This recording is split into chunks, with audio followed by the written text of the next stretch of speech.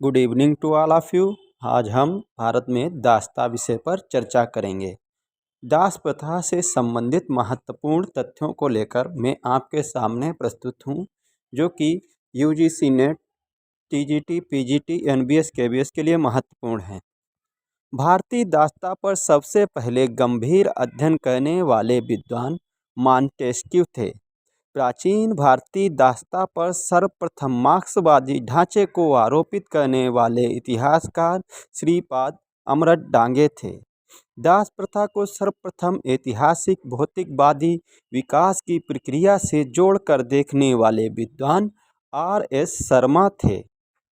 दास प्रथा के वैज्ञानिक पक्ष को प्रस्तुत करने वाले पहले विद्वान डेरेट महोदय थे। श्रमिकों की एक कोटि के रूप में दासों का विवरण प्रस्तुत करने वाले विद्वान पी.सी. जैन के.एम. सरन की तर्ज पर ब्रिटिश काल में दास्ता का चित्र उपस्थित करने वाले विद्वान डी.एन. गांगुली थे।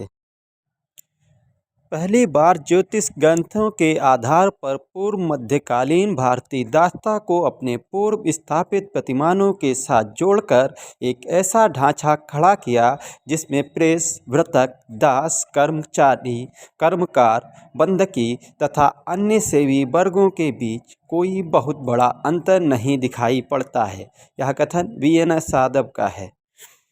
कर्नाटक की आर्थिक दशा का चित्रण करते हुए भारतीय दास प्रथा के कतिपय पक्षों पर प्रकाश डालने वाले विद्वान हैं जी.एस. कुप्पुस्वामी। तमिल देश की दास्ता नामक ग्रंथ लिखकर दास्ता के क्षेत्रीय इतिहास को उभारने का प्रयास करने वाले विद्वान थे एस. मनिकम। तुर्ककालीन भारत की मुस्लिम दास्ता का उल्लेख करने वाली विद्वान थीं शीला चतुर्वेदी, जिन्होंने अपने ग्रंथ तुर्ककालीन भारत की मुस्लिम दास्ता में इसका उल्लेख किया है। भारत में वैदिक काल से ही दास प्रथा मौजूद थी। मनुस्मृति शूद्रों को दासों की कोटि में रखती है। मौर्यकालीन अर्थव्यवस्था में दासों का बड़ा योगदान था। कौटिल्य के अर्थशास्त्र में दासों के लिए आर्य शब्द का प्रयोग किया गया है। यूनानी यात्री प्राचीन काल में भारतीय समाज में दास प्रथा के प्रचलित नहीं होने का उल्लेख करते हैं। त्रिपिटकों में 4 प्रकार के दासों का उल्लेख किया गया है।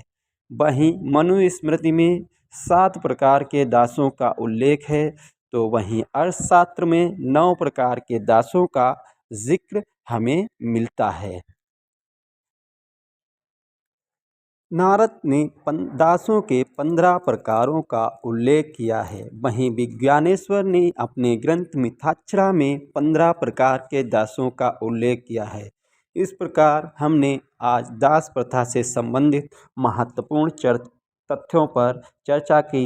आशा करता हूँ कि आपको यह सभी प्रश्न अच्छे से याद हो गए होंगे, जो कि आपकी प्रतियोगी परीक्षाओं के लिए महत्वपूर्ण है। Thanks for watching my video.